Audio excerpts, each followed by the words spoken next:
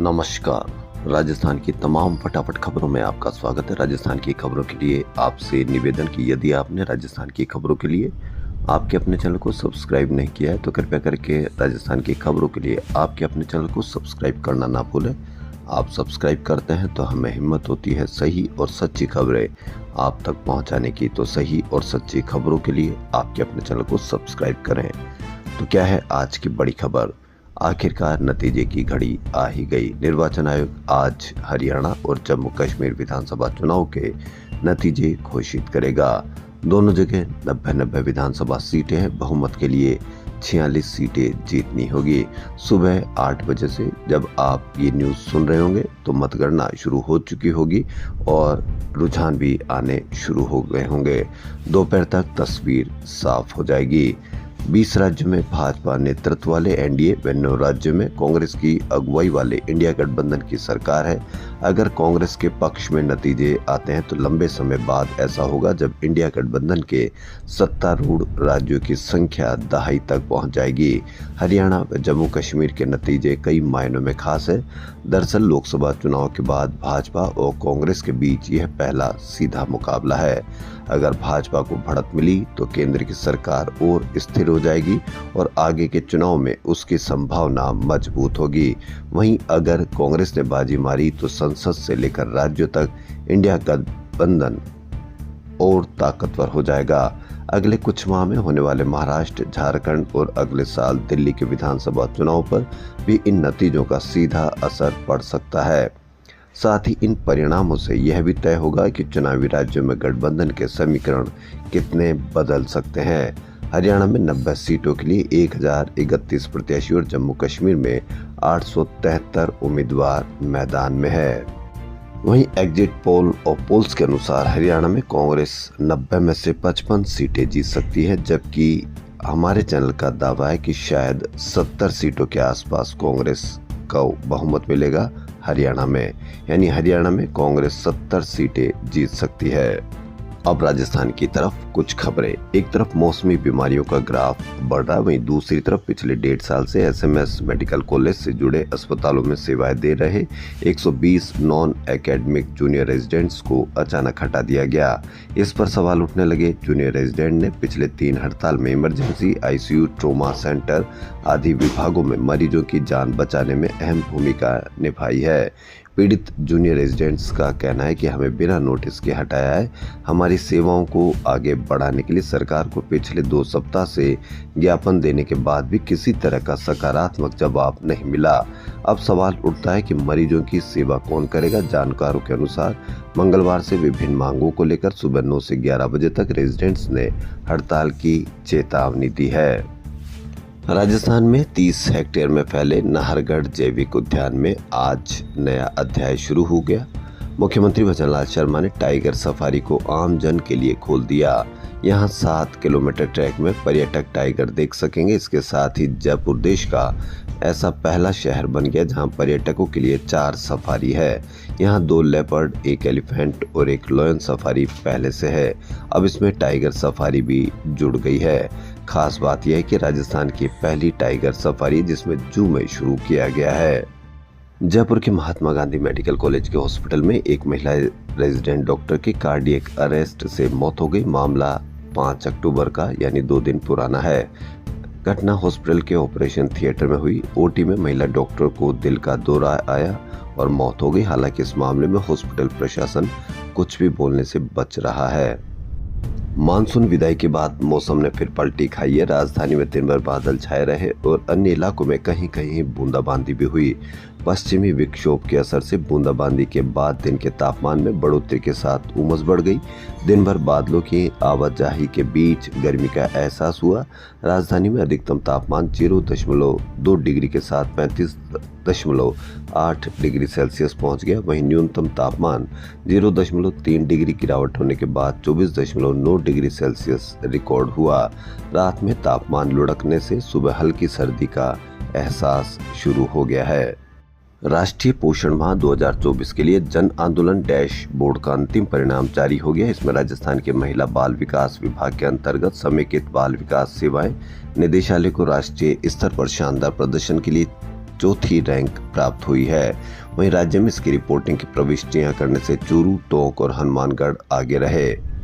केंद्र सरकार द्वारा आयुष दवाओं को आसानी से आम जनता को उपलब्ध करवाने के लिए तहसील स्तर पर आयुष औषधि स्टोर खुलेगी, जहां हर्बल और पारंपरिक दवाओं की उपलब्धता रहेगी। यह जानकारी सोमवार को महाराव शेखाजी क्षेत्रीय आयुर्वेद अनुसंधान संस्थान जयपुर के प्रभारी सहायक निदेशक डॉक्टर BR मीणा ने 100 दिन में होने वाली उपलब्धियों के बारे में प्रतापनगर स्थित केंद्रीय होम्योपैथी अनुसंधान संस्थान में दी।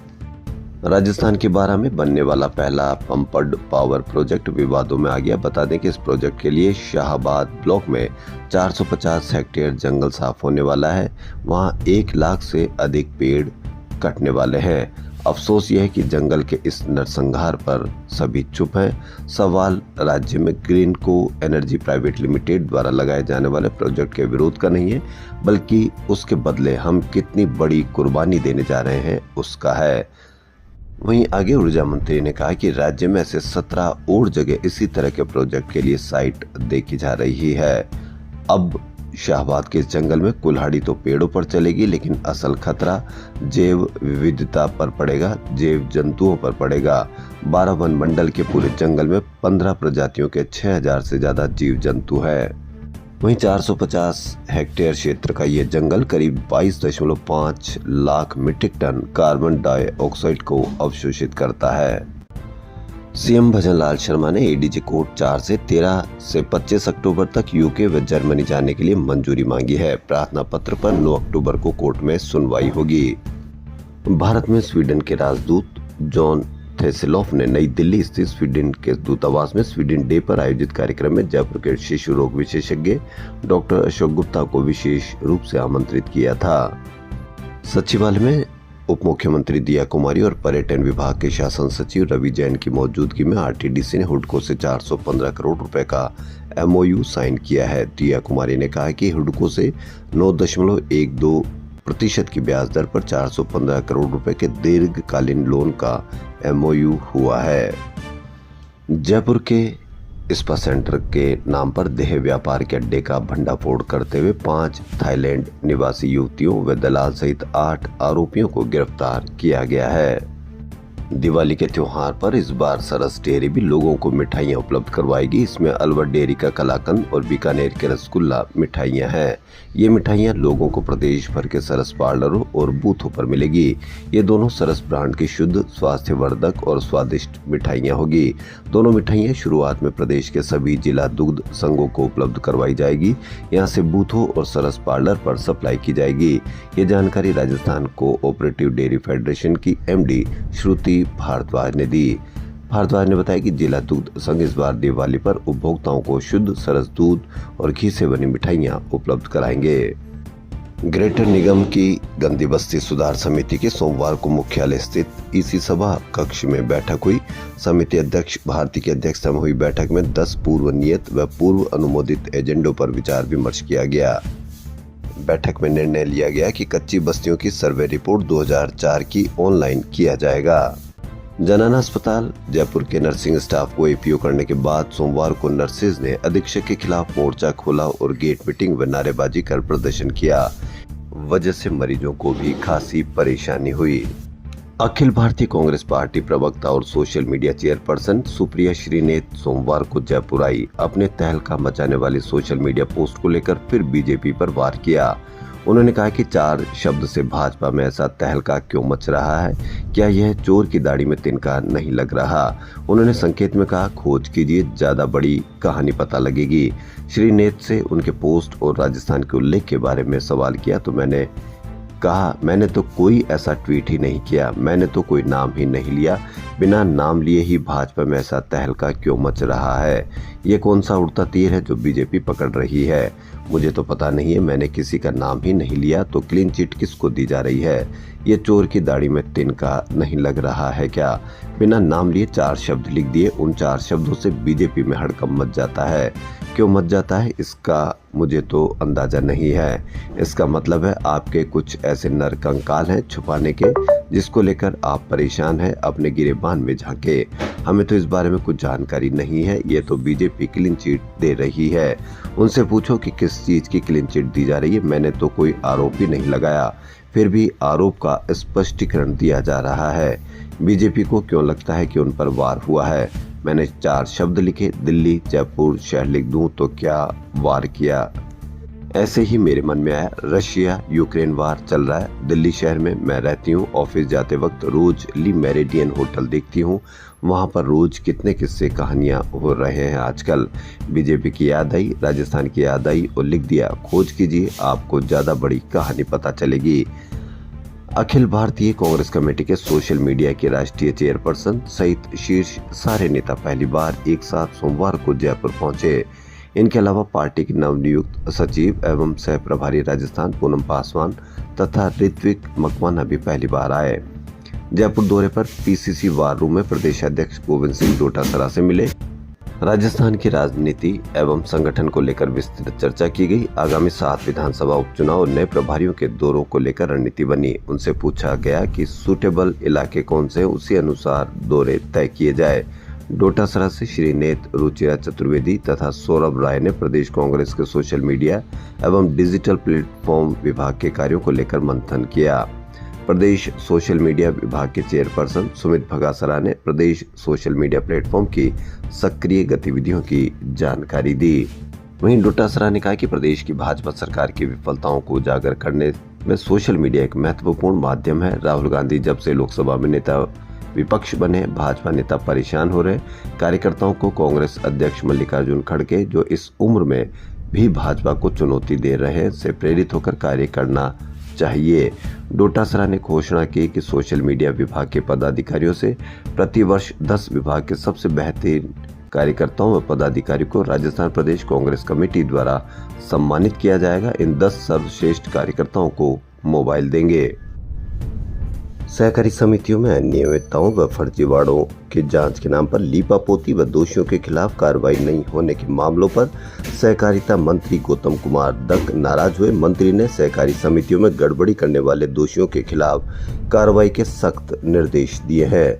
दत्त ने कहा कि सहकारी समितियों में अनियमितताओं और फर्जीवाड़ों के प्रकरणों से आमजन का सहकारिता में विश्वास कम होता है। ऐसे प्रकरण सामने आते ही दोषियों के प्रति बिना सहानुभूति रखते हुए अविलंब कार्रवाई की जाए।